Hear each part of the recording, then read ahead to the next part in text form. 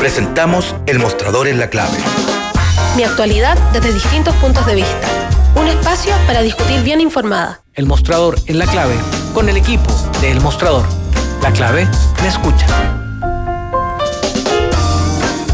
Estamos con El Mostrador en la Clave y seguimos a propósito sorteando dos libros que partimos el día de ayer. El primer hombre, la vida de Neil Armstrong, el primer hombre en tocar la luna, de James R. Hansen, que es la base de la película que está en Netflix ya, dicho sea de paso, que se llama con el mismo nombre, el primer hombre. Y también de Jodorowsky, el ilustrador George Best, Juan Solo, integral, que es este cómic de... Una novela gráfica. Una novela gráfica de Jodorowsky, que tiene un cultor así como si fuese líder de secta. Así que ya saben, hashtag combinación clave y @ me gusta leer CL. Buenos días, don Fernando. ¿Cómo ha estado Mirko? ¿Cómo ha estado Héctor? Muy bien, Fernando. Mirko, ¿qué tal? ¿Tiene duda? Sí, llegó la rumorología a mi oído y me dijeron que volvía el qué es qué. Tú estás hablando con Roque Balbuena y Fernando La Salvia. Es verdad. Yo creo que nosotros hemos puesto bastante presión al respecto, sí. Nosotros somos un factotum, tú sabes que somos un poder... extrainstitucional. Extrainstitucional, por supuesto. Todo, y además con puras malas artes. Yo creo que hay que preocuparse de ver que se filtran esas cosas. ¿Hubo una oferta que no se pudo rechazar? De repente, como diría el padrino. Por supuesto. Una oferta, no tengo idea, pero yo estaría atento a lo que dice las páginas de espectáculos. Y el que es que también lleva un cuándo, ¿no? No, tampoco se sabe. No se sabe nada de la pregunta. No se sabe el qué, no se sabe el cuándo, ni qué es ni el qué. dónde. Mira, no se sabe ni qué, ni es qué, ni qué, ni por qué. Ni por qué, porque ¿por qué los van a traer de nuevo? Bueno. ¿Dónde, cuándo? ¿Cuándo? Ojalá que no sea cierto. Sí. Porque no son ningún aporte. No son ningún aporte. Y además que nosotros queremos desafiarlo, si es que acaso fuera una cosa como esa. En algún momento dado hay que enfrentar las cosas. A un 2 contra 2, así como un tacataca. Ya, total, sí. Estoy de acuerdo. Pero para eso tendría que mostrar quién es quién, no qué es qué. No, sí, exactamente quién es quién. Pero bueno, estén atentos porque en una de esas hay novedades y de repente se puede desmejorar la marca. ¿Quién sabe? Sí, podemos volver a caer en el marasmo, en el amarillismo. Así. Los aplausos. Esa es la única parte que me gusta, los aplausos. Sí, era original. Era original. Pero podemos hacerlo mejor. El aplauso de otras cosas. Sí, lógico. Además, un aplauso un poco más. Voy a importar, de hecho, esa práctica. Me diste una buena idea. ¿Viste? Ahí tiene. Ya, Héctor Cosio con Mirko Macari. ¿Qué tal? Bien. Viene con algo bajo la manga. Cuénteme. Sí, mira, dos cositas. La primera yo creo que es la más reciente. Estamos recién nosotros también como diario entrando, pero es una noticia que está empezando a circular y que va a generar un dolor de cabeza por lo menos hoy día. Ya con las cosas duran tan poco, así que los dolores de cabeza duran un día, media hora a veces, un par de horas. Pero tiene que ver con la información que se empezó a conocer desde ayer, que no solo el subsecretario Uvilla habría comprado tierras indígenas, sino también quien es el jefe de gabinete del ministro Alfredo Moreno, Juan Pablo Longueira, hijo del ex ministro, ex senador Pablo Longueira.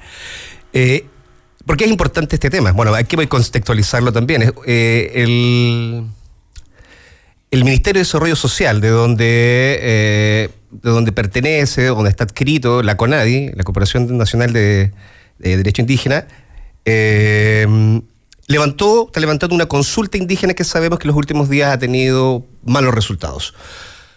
Es una obligación por el artículo 169 de la OIT hacer consultas indígenas cuando se tocan algunos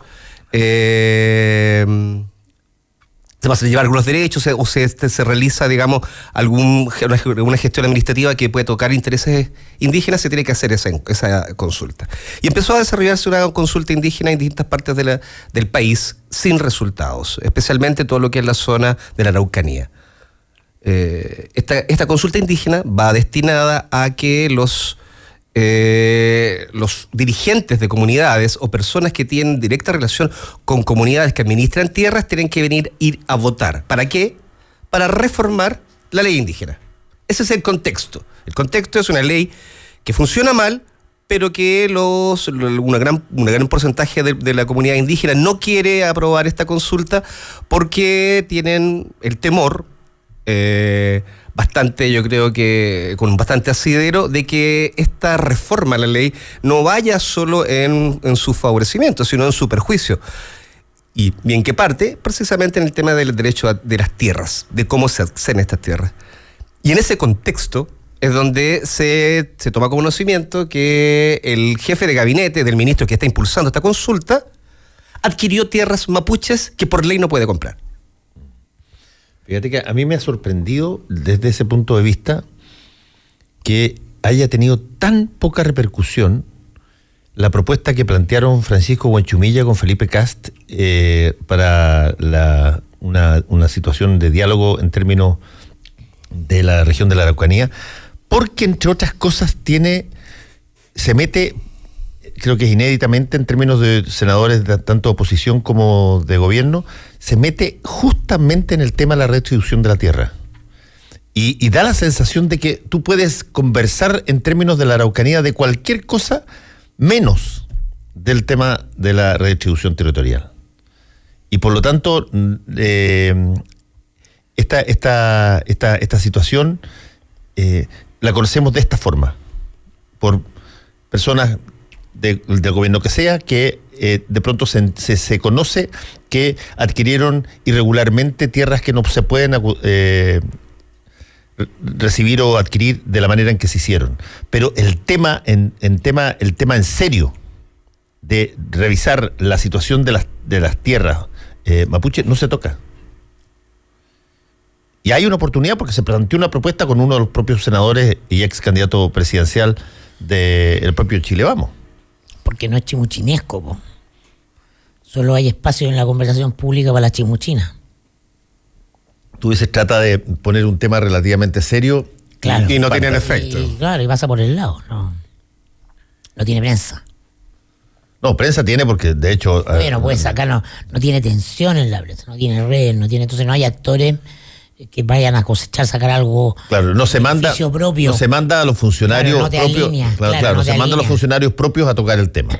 Porque eso sí no ha pasado. Yo esperé que, por ejemplo, en algún momento dado lo tomara el Ministerio de Desarrollo Social y Familia. Yo pensé, a ver, esta es una oportunidad, pero fantástica, en el momento que está la conversación planteada en términos de los que tú planteaste, Héctor. Y dije, aquí está, pero exacto, este es el momento. Pongan esta propuesta arriba de la mesa también. Pero claro, porque nada en la cuenta pública, ni una sola palabra. Cero. La gente no sabe que una premisa básica en la vida, o quizás en una empresa, que es decir, que cualquiera tiene una buena propuesta, debe ser aceptado, debatido, conversado en beneficio de la organización o del grupo. Eso en la política es la regla contraria, ¿no? La importancia de una propuesta depende, o el éxito de una propuesta depende exactamente de quién viene la propuesta. Eso es lo que la determina. Entonces, si el ministerio lleva una agenda y la propuesta no viene del ministerio, ¿no? O no la controla el ministerio, o no la puede poner el ministerio, el ministro, el senador, el fracaso. Porque la política es una actividad de suma cero. Entonces, para que yo gane, otro tiene que perder. Entonces, ¿por qué yo voy a querer hacer que otro gane? Esa es la razón de fondo de buena parte de los problemas en los que el país está empantanado, ¿no? La política, por definición, como es mera lucha de poder, no toma los llamados temas de fondo o los problemas de la sociedad como instrumentos, se instrumentalizan. Claro, hay que explicar también por qué también, vamos a lo que mencionaba hace un momento. Mucha gente se pregunta también, bueno, ¿y por qué las tierras indígenas no se pueden vender? Bueno, no se pueden vender las tierras indígenas porque es la forma que existió de poder proteger no solamente un patrimonio de como es, por ejemplo, una tierra que puede ser destinada a agrícola o lo que sea. O sea, la protección de las tierras para las comunidades mapuche tiene un valor cultural y social mucho más grande que el mero valor del territorio. Esa es la intencionalidad por la cual, digamos, existen este tipo de legislaciones que están vigentes hace mucho tiempo. Y están vigentes en la ley indígena. ¿Y por qué hago este punto? Porque cuando se le consulta a Juan Pablo Longueira, y por eso es que es importante tocar este tema, porque si fuese ella... El sujeto que es el hijo de ella, todo muy bien, pero no es solo de eso, estamos hablando que es el jefe de gabinete de un ministerio que está impulsando precisamente reformas para poder pacificar la Araucanía, para... Tiene a su cargo el tema de la Araucanía. Exactamente, entonces el jefe de gabinete de él, precisamente... Para el mundo indígena, esta es una violación más de las continuas violaciones que ellos están acusando. Pero, discúlpame, solamente un breve segundo, Fernando, para aclarar solo un punto. El argumento que da Juan Pablo Longueira para poder comprar estos terrenos es que no estaban inscritos en el registro de la CONADI. La CONADI, que depende de desarrollo social. Entonces dice, no están inscritos, y como no están inscritos, yo lo puedo comprar. Pero ese es el jefe de gabinete de un ministerio que por lo menos debería conocer la ley. Y la ley establece que para que una tierra sea indígena, uno de los requisitos es que esté inscrita en el registro de la CONADI, pero no es el único. Otro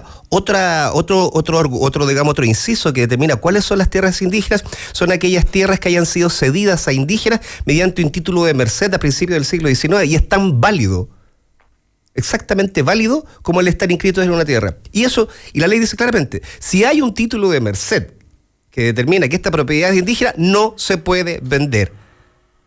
Y punto.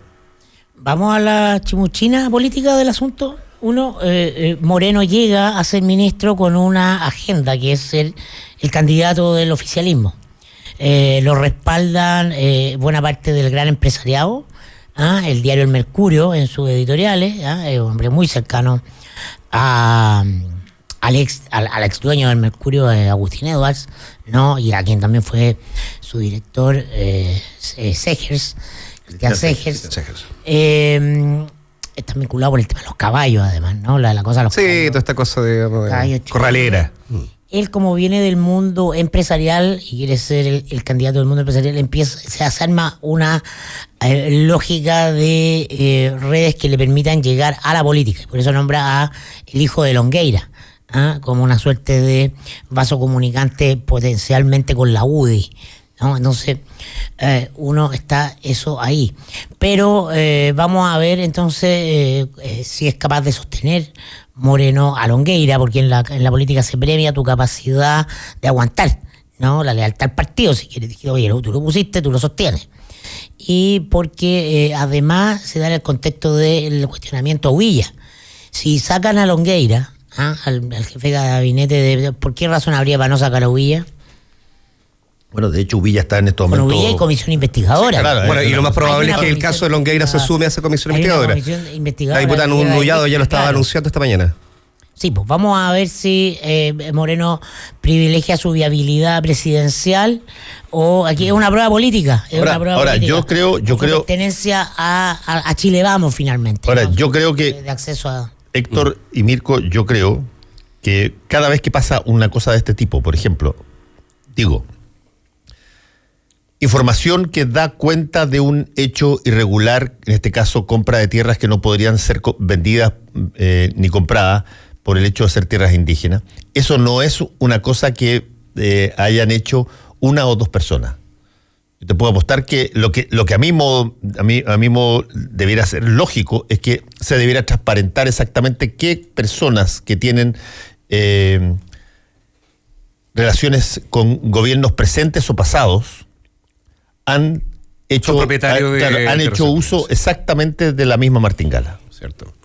Y eso no hay que esperar que un tribunal lo exija, debiera transparentarse rápidamente. Porque no puedo creer que esto sea una cosa que solamente está circunscrita a Uvilla y al hijo del senador Longueira. Por lo tanto... Tú dices que fue como la Polar. No, yo creo que este tipo de cosas cuando yo creo que este tipo de cosas cuando se saben así de esta manera es porque debe haber un trasfondo, un patrón, claro, exactamente, mucho más, porque tú lo haces en gran medida porque te sientes seguro, porque otros lo hacen, y te sientes seguro porque hay mucha gente que lo ha hecho, compadre, aquí está la papita, lógico, y te sientes seguro porque hay mucha gente que lo ha hecho, y por lo tanto yo creo que sería extraordinariamente interesante saber y que se transparentara qué tierras que son de derecho indígena se han vendido en las mismas formas o similares formas a las que hoy día están siendo investigadas. A mí me parece interesante también en esa lógica y en la lógica de la chimuchina política, es también el minuto en que se da esto y cómo esto también rebota y termina minando las intenciones de Moreno. Si Moreno finalmente es el que resulta más dañado de esto. Recordemos que cuando Moreno estaba impulsando su plan Araucanía, estalla Catrillanca y se le va, en buen chileno, al carajo su plan Araucanía a propósito de Catrillanca. Está como el coyote y el correcamino. Ahora está impulsando una consulta indígena, y mientras está impulsando la consulta indígena, tratando de llamar a la comunidad a hablar de los beneficios de que se apruebe esta consulta indígena para poder reformar la ley indígena, sale que su jefe de gabinete, usando, digamos, triquiñuelas de alguna naturaleza, logra acceder a comprar tierras indígenas que no se puede. Que son unas cosas que están normadas dentro de la ley que se intenta modificar. Entonces, esto claramente le mina nuevamente las intenciones que se está buscando. Y yo quería sumarle un nuevo hecho, que lo venía conversando con Mirko antes de entrar acá al estudio contigo, Fernando, es que ayer, nosotros lo llevamos anoche en una nota hasta tarde, tuvimos recién la confirmación, es parte de la chimuchina también, empezó a surgir, a salir por redes un video de Valdivia, en una jornada No del Mago, dices tú, de la ciudad. De la ciudad de Valdivia. Es un video de la ciudad de Valdivia en el marco de la consulta indígena. Entonces se ve uno de estos medios de comunicación mapuche que persiguen a un grupo de personas que vienen saliendo de un liceo donde se estaba realizando la consulta indígena. Y tenían una particularidad, todos eran mapuches los que iban saliendo de ahí. Y estaban todos con el pelito muy cortito. Entonces se ve el video, y se acerca y dice: ustedes son mapuches, ¿qué hacen acá? Ustedes no pueden venir, o sea, no son dirigentes de tierras indígenas. Recordemos que la votación de esto es para dirigentes, no para cualquiera. ¿Ustedes son militares? ¿Son militares? Y nada, no hablan, los siguen, no hablan. Era un grupo, no sé, ponte tú, medio centenar de personas. Y se instala la sensación de que era un acarreo que estaban trayendo con criptos mapuches, de origen mapuche, en un vehículo. Los meten ahí, ¿para qué? Para que pudiesen mostrar presencia y firmar. No pueden votar, pero sí pueden mostrar presencia, es decir, de alguna manera, políticamente, mostrar que hubo participación. Nosotros empezamos a contactar, nadie decía nada, llamamos a Moreno. Ayer la tarde llamamos a Moreno y preguntamos, sí, el ministro, si él sabía de esta situación. Alfredo Moreno, oficial de reserva del ejército, Cabor, muy amigo del procesado general Fuente Alba. Ya. Claro, y a través también de su equipo de comunicación nos dicen: no, el ministro no tiene idea de esta situación que ustedes nos acaban de informar. Empezamos a llamar a dirigentes mapuches y nos confirman que efectivamente había ocurrido esto. Y en la noche nos llega un comunicado de la 3ª División de Montaña del Ejército, en donde nos dice que ellos, en virtud de la buena fe, y de que esto se trata, digamos, de una consulta, entonces ellos le otorgaron, digamos, las facilidades a las personas, a los conscriptos de origen mapuche, y le dieron todas las posibilidades para que ellos pudiesen asistir. O sea, lo que tú estás diciendo en gran medida es que se puso una puesta en escena de una gran participación en algo que en realidad no tenía tanta... Un acarreo para cumplir la ley, po. Exactamente, porque, mira, está fracasando la consulta indígena, pero una de las cosas que nos dicen que el argumento que estaría detrás de esto es que van a decir: sí, no hubo dirigentes que vinieron a votar, pero sí hubo participación, la gente quería participar, y para eso necesitas llenar los registros y llenar los libros, y necesitas gente que vaya, decir, yo estuve aquí.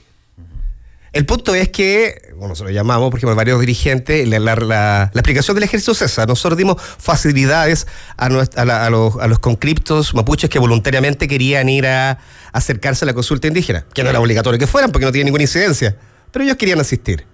Pero el video es tan evidente cuando se acercan y les preguntan, y los conscriptos, muy obedientes desde luego, solo caminan, les preguntan por qué vienes, de dónde vienes. No, ellos caminan.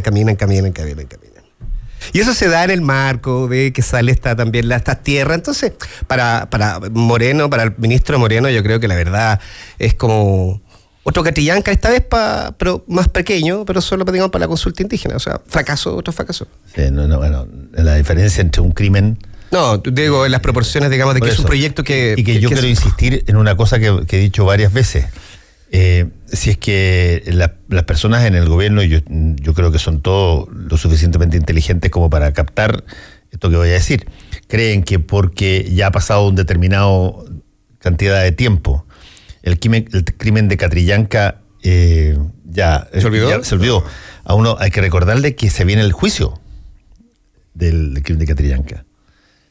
Y eso es una puesta a tiempo presente de lo ocurrido, pero tal cual como si hubiese sucedido ayer. Así es que ahí va a haber cueca inevitablemente, y yo no sé si es que se está haciendo algo para prevenir esa situación por parte del gobierno. Porque sí, va a tener un... Bueno, sí. Por lo menos tienen a Abbott ahí que los va a ayudar. Claro. Para que la audiencia no sea pública, no sé, por inventar a nadie. No, eso yo creo que a esta altura es casi imposible. Y se me quedó dando vuelta lo que decís tú, Mirko. Efectivamente, si se toma la decisión, bueno, lo van a llamar a la comisión seguramente a que informe a Juan Pablo para que hable cómo fue que adquirió estos terrenos, y para volver a insistir, 2 de los terrenos, compró 4 paños, 2 de los terrenos, según la información que se maneja hasta hoy, los compró a título personal, habiendo este título de Merced por medio, que no podía hacerlo, y los otros 2 terrenos los compró a través de una sociedad que comparte con él y su familia y su padre. Son 4 terrenos que no podrían haber sido vendidos. Pero el punto que tú dijiste me parece súper interesante, que si en el fondo el ministro se le hace un paso al costado, se le saca de alguna manera esto le va a caer, digamos, es un fierro caliente que cae al subsecretario del Interior. Claro. Así es. Por eso no lo va a sacar. ¿A quién? A Huilla, dices tú. No, para Longueira, porque se saca a Juan Pablo Longueira. No, por supuesto. No, por supuesto. Y al subsecretario del Interior lo está sosteniendo el presidente, así que no. Ahora, no voy a seguir diciendo que va a haber cambio de gabinete porque no. No, pero si yo... Ya está bien. Sigue mostrando, vamos. Porque pero, ahora sí que sí. Pero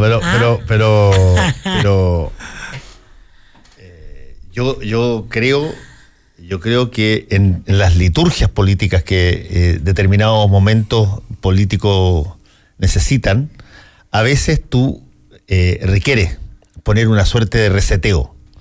Y el reseteo clásico es el cambio de gabinete. Así que no te digo que va a suceder mañana. Es la fórmula tradicional. Claro, es la fórmula tradicional. Y es una cosa que los chilenos están acostumbrados a percibir, que quizás hay cambio de cara, que es nuevo, y farfullan un poquitito por los que se fueron, pero ya después están ahí los nuevos de nuevo. Así que hagamos una pequeña pausa porque quizás viene cambio de gabinete. Como quizás llega, ¿qué es qué? Con esos pelafustanes patipelados. Roque y Fernando La Sabia. Vámonos a la tarde nosotros, Fernando. No es vámonos a la tarde, vámonos también a la tarde. El bloque completo de mañana y tarde. Mañana a la tarde, ¿sí? Podría ser, volvemos. ¿Viajas más de una vez al año y quieres estar protegido? Viaja tranquilo, viaja seguro, con el 2x1 de Assist Card. Aprovecha de salir cuantas veces quieras de Chile durante todo un año con el respaldo del 2x1 de Assist Card. Llámanos al 227-56-1059. Compra y condiciones en www.assistcard.com, aeropuerto o en tu agencia de viajes. Viaja siempre protegido por Assist Card. Porque con tecnología, tus ideas son posibles. Cámbiate al único plan realmente libre para tu negocio. Con gigas y minutos libres. Sí, libres, para siempre y sin restricciones. Por solo 21,990 pesos mensuales. Al contratar desde 2 líneas. Cámbiate hoy mismo en entel.cl/planes empresa. Entel Empresas. Tus posibilidades son infinitas. Nada mejor que relajarse por las tardes con un rico café, sentir su aroma, su intenso sabor, mientras escuchas tus canciones favoritas. Marley Coffee está contigo con un sabor natural. Comparte la buena onda. Vívela con tus mejores amigos. Porque no solo es un café, es Marley Coffee. Disfrútalo ahora donde quieras. Marley Coffee is here. Para hacer un buen negocio, necesitas ser un gran anfitrión. Para organizar un seminario productivo, debe elegir el lugar correcto. Visite Hotel Nogales y compruebe que superamos sus expectativas. 5 salones de hasta 300 personas con equipos audiovisuales, estacionamiento y Wi-Fi de alta calidad. Cotice en hotelnogales.cl o al 2233 56 958. Hotel Nogales, Los Nogales 741, Providencia. Si quieres escuchar La Clave en tu radio, sintoniza la 92.9 en Santiago. Si prefieres escucharla y verla en tu smartphone, compu, iPad, radiolaclave.cl. Estés donde estés. La Clave me escucha.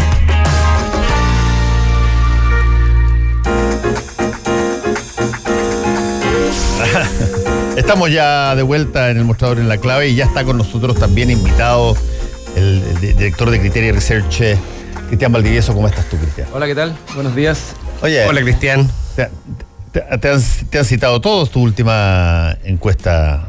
Parece que provocó harto revuelo. ¿Por qué sería? Que buenas noticias no son noticias. Claro, parece. Entonces tu encuesta cumple en esta ocasión con esa máxima de manera... La mejor manera de hacer una noticia es publicar una mala noticia, desde luego. Claro. Good news, no news. Exacto. Pero en todo caso yo creo que, para entrar en el tema, yo creo que la verdadera mala noticia es de alguna manera lo que está pasando con la economía, y no solo a nivel de las percepciones, porque de alguna manera la encuesta mostró que esta vez hubo un calce completo entre las percepciones y los datos objetivos de la comilla realidad, ¿verdad? Porque el IMASEC, la pérdida de competitividad, distintos índices objetivos de la economía calzaron con la percepción de la ciudadanía, que se vino al suelo, se desplomó con fuerza. Se venía desplomando de alguna manera y terminó, ¿verdad?, perdiendo harta fuerza e incluso generando una situación de expectativas futuros bastante deprimente. O sea, en los últimos 2 años no habíamos visto que la confianza en los próximos 12 meses estuviera tan baja como está ahora. Porque siempre la gente evalúa relativamente mal o reguleque la economía personal, porque con sueldos de 400.000 pesos, ¿verdad?, la mitad de la gente, es difícil llegar a fin de mes. Eso es natural. Whisky que nunca es gratis. O sea que la desconfianza que hay en las instituciones ahora también se llevó al futuro. Hay desconfianza hacia el futuro. Hacia el futuro, y también, claro, evidentemente... y la economía no es una institución, Mirko, es el futuro. No, el futuro. No me refiero al futuro.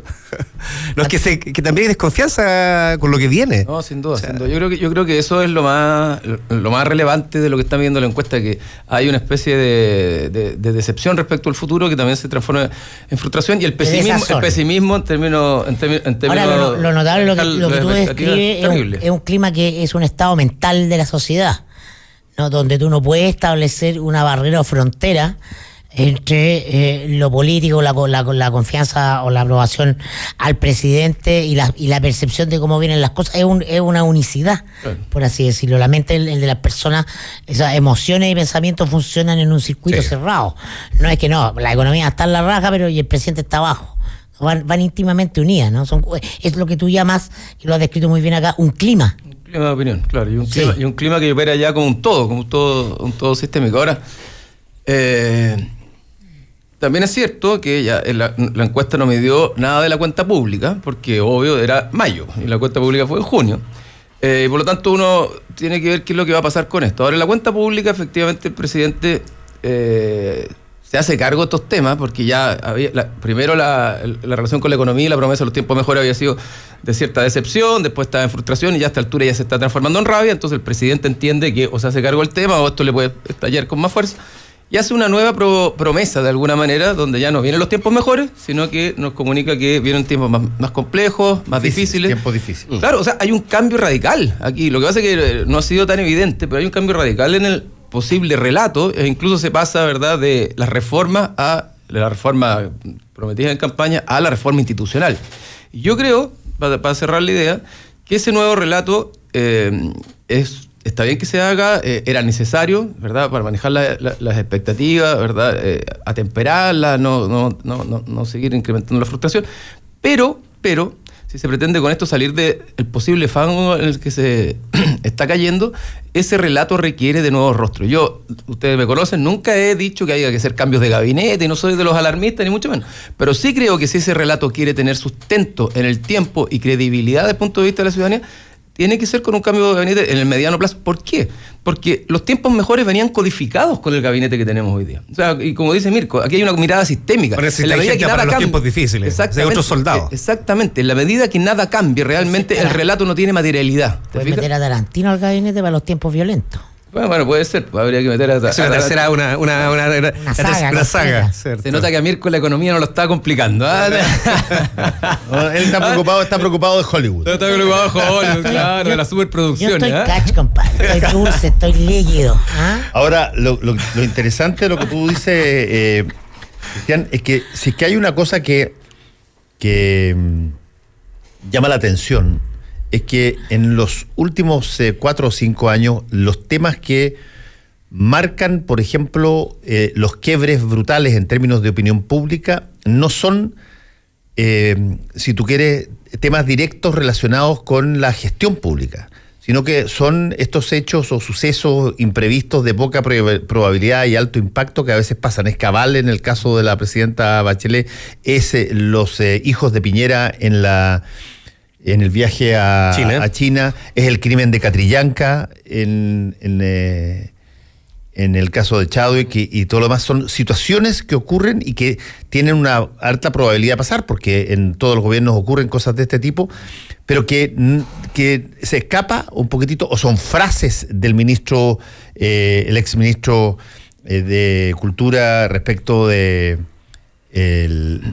Museo de la Memoria. O el de educación respecto de... O el de educación respecto de sus hijos, claro. Y respecto del resto. O sea, tú te das cuenta, son cosas que uno las podría tomar como fuera del carril de su pega, y sin embargo generan un golpe muy fuerte, y al ser una cosa que donde tú tienes por lo menos simultáneamente un gobierno con 40 personas que exponen públicamente sus pareceres todos los días, las probabilidades de que alguna de estas cosas te pase, como por ejemplo, le puede haber pasado a Jacqueline Van Rieselberghe con el uso de la palabra patipelado, te genera impacto instantáneo, independientemente de si tú estás estás en el track correcto de la pega que te corresponde ministerialmente hablando.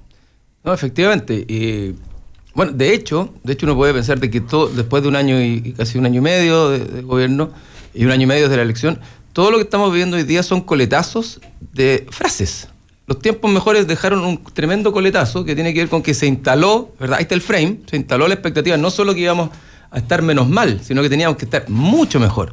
Entonces ahí uno también se da cuenta que el gobierno tiene una lógica comunicacional más propia del marketing comercial, de las frases hechas, las frases cliché, lo que permite recuperar agenda rápido, pero muy poco de la comunicación política, que es manejar las expectativas, comunicar relatos de mediano o largo plazo. Entonces, eso también te empieza a pasar la cuenta. Ahora, por ejemplo, vamos con el frame de una campaña de publicidad. Permanente, te fijas, y en algún minuto te pasa la cuenta, porque la publicidad en algún minuto se torna engañosa. Entonces, vamos ahora con reducir los parlamentarios. Claro, a lo mejor va a subir 5 puntos la encuesta del día lunes, para inventar un cuento, porque evidentemente que eso tiene arraigo ciudadano. El gobierno hace eso y no va a dejar de hacer eso, porque eso es Piñera. Claro. Va a ir en los cortos plazos y en los eventos, y si bajó, va a poner un paquete de medidas, 1, 2, 3, 4, para seguir inflando el momento, porque tampoco Piñera es más que eso. No hay un estratega detrás, no hay un político, un estadista que te fute. Es un administrador de eventos, como muy bien lo ha dicho Fernando, y se siente muy cómodo en esa cancha.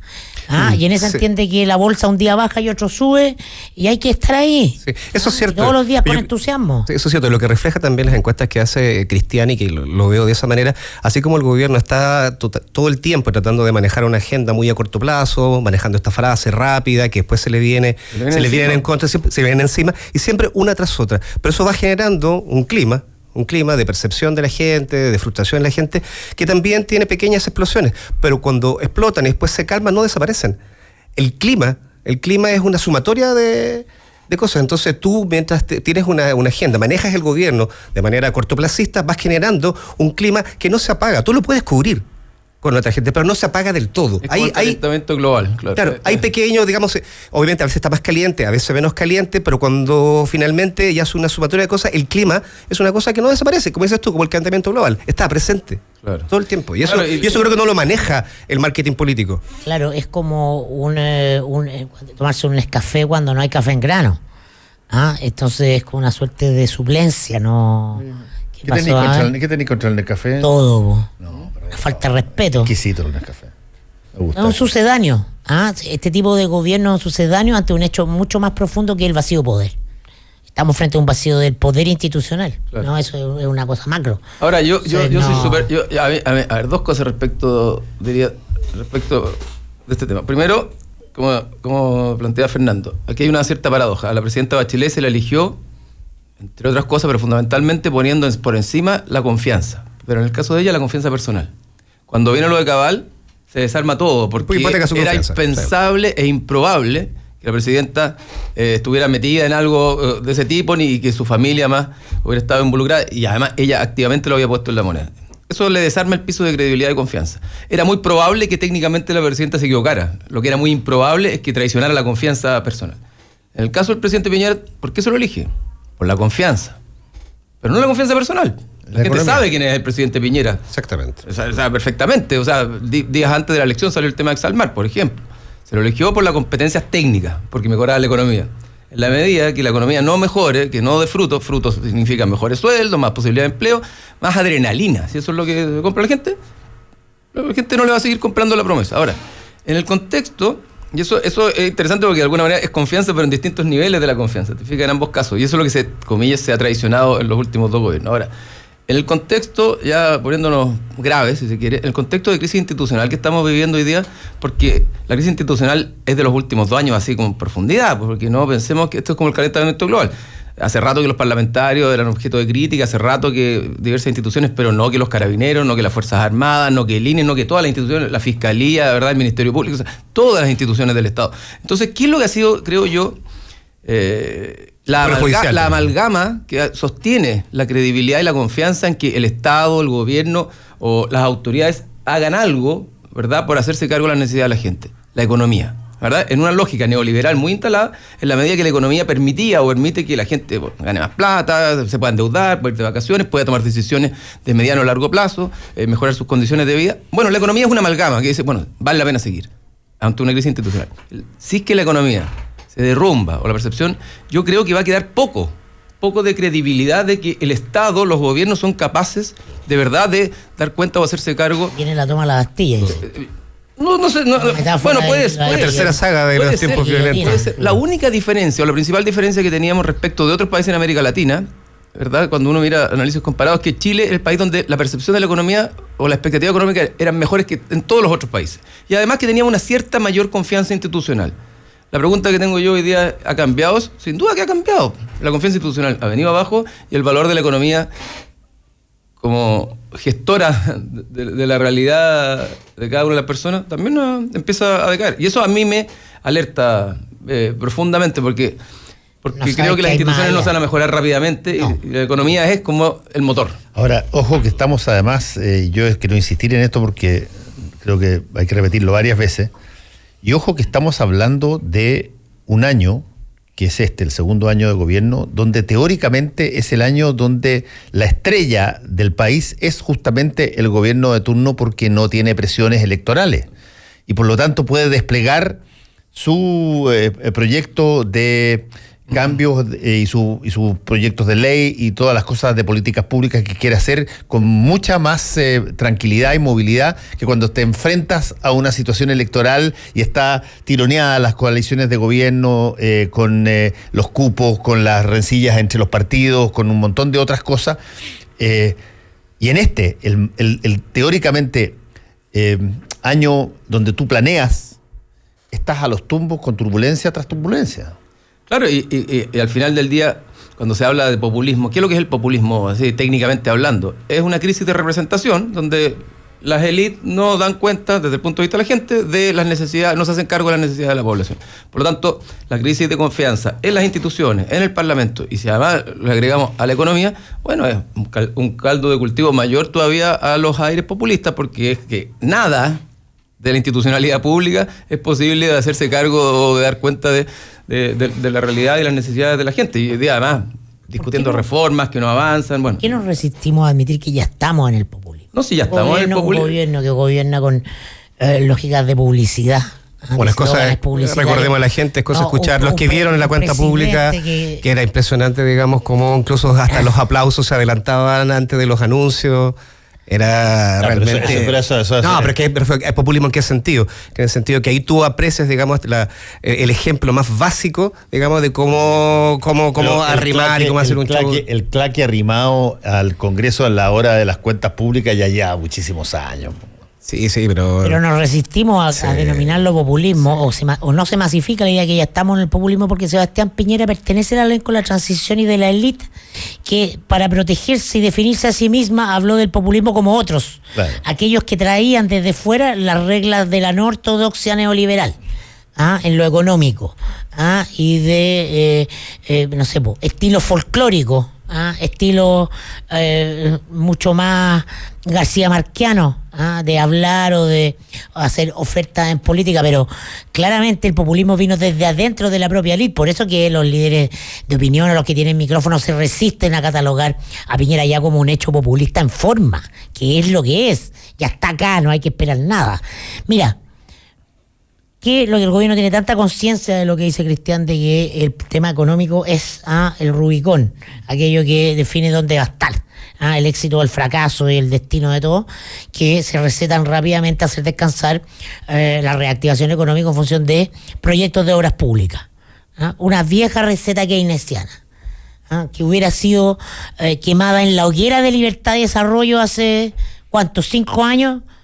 Eso era populismo, estaba al mismo nivel de los bonos. Hace 5 años, hace 26 meses. Se ha diluido Libertad y Desarrollo. Acuérdate que yo tengo otra apuesta contigo, que van a haber bonos en este gobierno. También. Pero tú crees que va a salir en Affonbaer, claro, en Affonbaer trabajaba ahí en Libertad y Desarrollo, muy vinculado a alguno de esos de la tecnocracia neoliberal, a jurar del proyecto. El gobierno y la derecha acaban de descubrir a John Maynard Keynes. Eso es el proyecto de salida económica, es hacer descansar esto sobre gasto. En economía 1 esto es gasto, se llama gasto, y esto sale de la receta neoliberal que hace descansar el desarrollo del país en función de la inversión privada, porque el gasto genera inflación, ¿o no? Claro. Bueno, el hecho, Cristian, es que la encuesta Criteria mostró esta caída en la percepción de... Digámoslo, a menos del 30%, ¿no? Claro, a menos del 30%. Ahora, del presidente. Aquí hay una pregunta respecto a este viejo aforismo árabe que dice que la confianza crece con la lentitud de la palmera y cae con la velocidad del coco. Y la pregunta es si es que eso tiene reflejo también en las encuestas. Es decir, crear o recuperar confianza es mucho más lento que perderla. Y por lo tanto, en una de esas, si es que se hicieran las cosas relativamente bien, el resultado no lo vas a ver necesariamente en la próxima encuesta. Claro. ¿O sí? O sea, a ver, el resultado estructural no se va a ver en la próxima encuesta, se van a ver a lo mejor los efectos de una campaña publicitaria del minuto. Porque efectivamente, respecto a lo que plantean ustedes, el llamado a reducir el número parlamentario es un acto efectivamente populista, pues disminuir la representación como que ese fuera el problema, porque no estamos hablando de bajar los sueldos, bajar las dietas, que eso es lo que le molesta a la gente, no es la representación. Ahora, o el tren rápido a Valparaíso, que fue anunciado el año 89. Claro, ese tipo de cosas probablemente van a subir o pueden hacer subir un par de puntos los números, pero en el largo plazo este tema es más estructural y tiene que ver con la percepción de la crisis económica.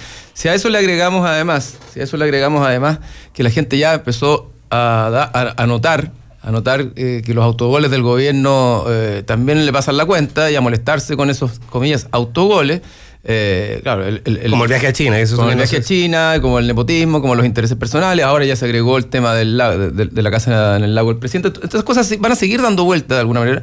Y uno puede decir que, claro, aportan agua al molino del desapego respecto al presidente, pero aportan más agua producto de la frustración económica. Se convierten también en caballos de Troya para ir a criticarlo de fondo, porque estos autogoles ya estaban hechos. Lo que pasa es que hoy día se empiezan a descubrir muchos de ellos. Te fijas, no es que la casa que aburre no hubiera pagado contribuciones ayer, sino que viene hace mucho tiempo. Y hace 30 años. Tienen más vuelo, ese tipo de cosas, tienen más vuelo en un contexto de crítica al gobierno. Entonces se suman las dos cosas, la frustración estructural con los temas de abuso de poder. Ahora, lo políticamente relevante de la encuesta de esta semana es que baja el umbral del 30% la aprobación de Piñera, y eso no es noticia respecto a lo que digamos nosotros o el resto de la opinión pública, sino que lo que pasa al interior de la propia coalición, que muy probablemente va a desatar el fuego amigo, ¿no? Ese es un problema político mayor, ¿no? Y acelera ya descaradamente la carrera presidencial. Sí, claro. Al interior del propio sector. Por eso que ahí viene la discusión respecto del cambio de gabinete. Pero, a ver, siempre el umbral psicológico de la moneda en un principio fue 40%. Yo siempre sostuve que era bien ambicioso y un poco excesivo tener un umbral de 40%. Después, cuando bajó del 40%, ya era 30%, ¿no? En algún minuto se empezaron a hablar y los columnistas hablaban de 30%, que eso es lo que salía del gobierno, que ya estaba más o menos bajo del promedio de aprobación que hay en América Latina, que está en torno a los 32, 33, y que no nos olvidemos que hace 10 años atrás era cerca del 50. Sí. Bueno, pero está bajo. Y bajar del 30 ya es más fuerte.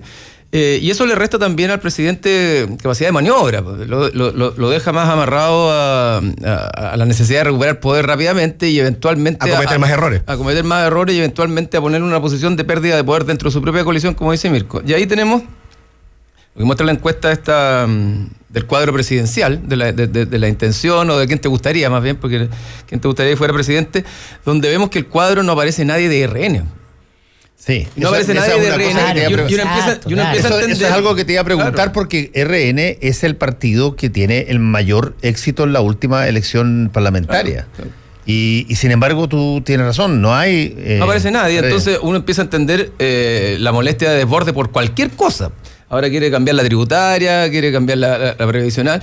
La ciudad de Alamán. Aplaude a todos los que en el partido levantan la mano para decir yo puedo ir de candidato. Exactamente. Entonces, porque la gestión de desborde fracasa estrepitosamente si es el partido más grande y no tiene el candidato que se impone en la coalición. Porque y el presidente dice, no, momentito, la campaña empieza del 2021. ¿Quién va a creer eso? Mientras tanto, Joaquín Lavín sigue creciendo sostenidamente mes a mes, y se empieza a instalar como inevitable futuro presidente de Chile en algún minuto. Entonces, evidentemente que RN, el partido más grande, con mayor representación, que además incluso que tiene dentro de la mala imagen de los partidos, el que tiene menos mala imagen, para decirlo de alguna manera, siente que no tiene ninguna posibilidad de expresarse, que se va a quedar fuera de la posibilidad de competir más fuertemente en la próxima presidencial, y que Lavín sigue subiendo. Entonces ahí tenemos un tema. Si el TIP empieza a hacer, Lavín ha hecho una campaña estratégica de largo plazo para apuntar a 50+1. Sí. Él se ha despenalizado en sectores que tradicionalmente no votan por la derecha, no para que necesariamente vayan a votar por él, sino para que no lo resistan, ¿no? Entonces eso ya es un avance. Para que no se lo pongan. Ahora, sí, claro, para que no se le opongan, pero debería, si sigue con esa agudeza de olfato político, a mostrarse como un gestor económico, porque si ese va a ser el tema de la campaña, no, quien mejor aparece posicionado para levantar la economía es quien va a tener mejor opción. Entonces debería haber ahí... Sin duda. Además, pasan dos cosas. Uno, que la polarización que hay hoy día solo favorece a Lavín. La polarización entre la comillas extrema derecha, la polarización entre la comillas extrema... Pero eso es Twitter, ¿ah? Sí, pero las encuestas te están mostrando... Eso es José Antonio Casca, nomás es un juego... Claro, pero cuando tú ves las encuestas, lo que ves es que está por un lado Beatriz Sánchez, por otro lado José Antonio Casca, y al medio Joaquín Lavín. O sea, que de alguna manera en esa tensión él se transforma en el centro. Dos, el próximo paso que tiene que dar Joaquín Lavín, si quiere seguirse consolidando, efectivamente es empezar a dar señales de manejo de la economía. Porque si no las empieza a dar ahora y se solidifica en ese punto, llegada la primaria, llegada el momento donde se van a empezar a definir los candidatos, puede empezar a mostrar sus debilidades, que siempre en campaña Joaquín Lavín termina siendo débil, enfrentado a otros competidores y muchas veces, o sea, y la mayoría de las veces ha terminado perdiendo. Pero hoy día, tal como están las cosas, con un presidente que está más debilitado, con una posición fragmentada e invalidada desde el punto de vista de la opinión pública como capaz de hacerse cargo del gobierno, la probabilidad de que Chile mantenga el gobierno en la próxima elección es altísima. Pero cada vez es menos probable que quien encabece el próximo gobierno, si es de Chile Vamos, sea alguien muy cercano al presidente, que era lo que tenía el presidente en mente en el origen. O sea, claro, en clave mexicana no hay dedazo acá. Y probablemente, como el presidente es pragmático, se va a empezar a acercar a la figura de Joaquín Lavín de manera de sentir que hay una aposta a través de él. Pero puede ser el abrazo del oso. Puede ser el abrazo del oso también. Y RN empieza a saltar. ¿Dónde están mis candidatos? ¿Dónde nos podemos expresar? ¿Dónde podemos empezar nosotros también a salir a generar adhesión ciudadana de cara a lo que viene en poco tiempo? Porque los cuchillos empiezan a salir o a afilarse dentro de la misma centro-derecha. Si la probabilidad de que repitan el gobierno es muy alta, porque paradójicamente, volvemos a lo mismo, la economía está mal evaluada, pero la gente sigue pensando que es Chile Vamos y el gobierno actual el que puede mejor manejar todas las tensiones informativas y políticas van a estar centradas en la derecha. Absolutamente. Lo cual, además, afecta a la oposición porque le dificulta poder posicionarse, poder hablar, poder conversar, pero pone todo el foco de la conflictividad, lo va a poner dentro de la centro-derecha. Y hoy día Joaquín Lavín sigue creciendo, sigue levantándose y es muy probablemente alguien que tenga mucha posibilidad de ser el próximo presidente de Chile, porque además, como decía Mirko, se nutre de esta polarización, porque él aparece como el hombre del centro.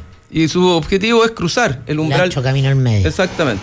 Quisiera poner con el tema de la economía, que es lo que en definitiva a la gente le da la percepción de que la cosa va mejor y que no está en los medios de comunicación y tampoco va a estar en los medios de comunicación. Me parece interesante igual tocarlo, que es más bien la preocupación de los tecnócratas que tiene que ver con esta recuperación de la economía y por qué también, ahora entiendo por qué también están tan desesperados en poder sacar lo más rápido posible el tratado del TTP-11. Esto no está en los medios de comunicación y no va a estar porque es un tema tan duro que la verdad es que la gente no entiende. Pero tiene un impacto muy profundo en torno, digamos, a cómo los tecnócratas de la economía que están en el gobierno pueden proveer el éxito o sumar una seguidilla de fracasos más.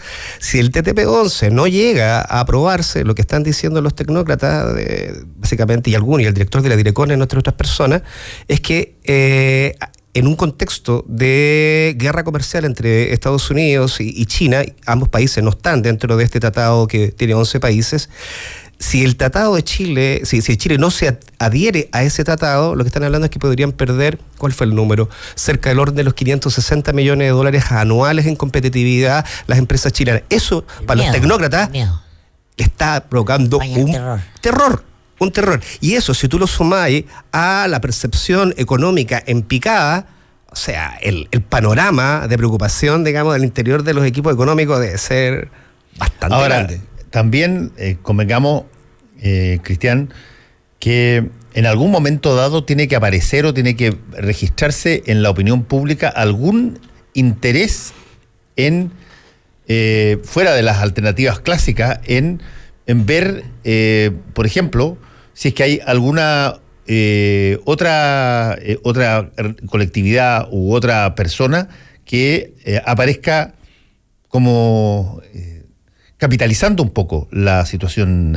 Hasta ahora hemos hablado de Joaquín Lavín, pero Joaquín Lavín ha generado una campaña independientemente de criticar a otras para recibir trasvasije. Básicamente lo que él ha hecho ha vuelto un poco a instalar eventos, a instalar situaciones particulares, algunas de ellas con riesgo incorporado, como el caso de las viviendas sociales en su región, que afectaba, era irse en curso de colisión contra sus propios votantes, pero no es alguien que esté capitalizando o diciendo, mira, yo creo que está mal lo que está haciendo el gobierno o el ministro tanto y debiera canalizarse de esta otra manera. Él no está en una cosa negativa, está en una cosa positiva. Exacto, mira, hay que leer muy bien a Lavín porque es un personaje de esta época que está leyendo todo el contexto de crisis institucional. La crisis institucional es finalmente, entre otras muchas cosas, el fin de la gobernabilidad binominal. o basada en 2 bloques que se equilibran. Él se llevó a Adriana del Piano a hacerse cargo de educación en Las Condes. Y si mañana vemos el primer gobierno de unidad nacional en boca de Lavín, porque a Lavín le gusta ese... No, le encanta, o sea, es parte de su marca. Es un quiebre de facto del binominal. Sería muy popular. Y la integración social está en ese mismo código, cruzar las fronteras de su propia coalición. Él es audaz en la lógica, él entiende que el juego, el eje izquierda-derecha quedó agotado. Estoy de acuerdo, pero mi punto es que en algún momento dado, Joaquín Lavín tiene que dejar de ser el niño bueno que propone ideas interesantes y tiene que decir, ¿sabes qué? Bueno, es que ahí te estoy poniendo un eje, de que puede ser muy rupturista. Y eso significa romper huevo dentro de su propia gente. Sí. Lo que pasa es que ahora el mejor negocio, él está rompiendo huevos desde el momento que está ganando adhesión popular. Si finalmente la realidad y la sensatez se va a terminar imponiendo dentro de la centro-derecha, es quien tenga la mayor probabilidad de mantener el gobierno. Y hoy día la probabilidad es alta y por lo tanto los cuchillos van a estar ahí adentro más que afuera. Y respecto de la ex nueva mayoría o la oposición, yo creo que todavía no ha aparecido algún personaje que vaya por último a acompañar una buena campaña para la ex coalición gobernante. Ahora las encuestas preguntan por la ex nueva mayoría, y la nueva mayoría es la peor marca que hay en el país en este minuto. Sí, sin duda. En el minuto que preguntáis nueva mayoría, partiste abajo. Nadie puede llevar... Es como la apuesta de la selección chilena en la Copa América. Nadie puede llevar 1 año y medio llamándose ex algo. O sea, eso te saca de cualquier lógica de desarrollo de marcas en cualquier país del mundo. Antes de terminar, déjame señalar una cosa que me ha dado mucha risa. Una de las cosas que uno debiera esperar cuando se lanza en una campaña o propone una política pública desde su gobierno es tener cuidado de no ir directamente contra lo que se plantea. Por ejemplo, el Ministerio de Educación está planteando esto de que en tercero y cuarto medio historia tenga ramos electivos, ¿verdad? Y eso ha causado toda una situación y ahí hay campañas en contra. Bueno, ¿tú esperarías de que las cosas se alinearan y que no produjeras ruido respecto de la historia dentro de tu propio sector? Pero pasó una cosa bastante cómica o divertida, que tiene que ver con la aprobación de un monumento en honor de José Miguel Carrera, que se aprobó en la Cámara de Diputados y fue presionado, entre otros, por Juan Antonio Coloma. Y él destaca esto, que fue aprobado, fantástico, extraordinario, y pone la imagen de la pintura, aprobado monumento a José Miguel Carrera, Orgullo Montino, pero quien aparece es Manuel Rodríguez. Entonces tú comprenderás de que... ¿Dónde vamos a llegar si no tenemos historia? Este es el gobierno que quiere hacer que la historia sea electiva y no sea obligatoria y que no sea profunda y que no sea incisiva. Bueno, a esto vamos a llegar, a que los diputados no se confundan entre José Miguel Carrera y Manuel Rodríguez. No, ya sabemos cuál es la imagen del día para sumarle al clima. Hoy nos están echando. Sí, y ahí tenemos el mejor ejemplo de que las campañas de marketing no tienen finalmente mucho sustento, no tiene que ver el marketing con la publicidad engañosa. Son dos cosas muy distintas. Muchas gracias, Cristian. Gracias a Mirko. Gracias también a ti, Héctor. Volvemos. Chao. Actualidad con ojo crítico. La información desde distintos puntos de vista. Fue El Mostrador en La Clave, con el equipo de El Mostrador. La Clave me escucha.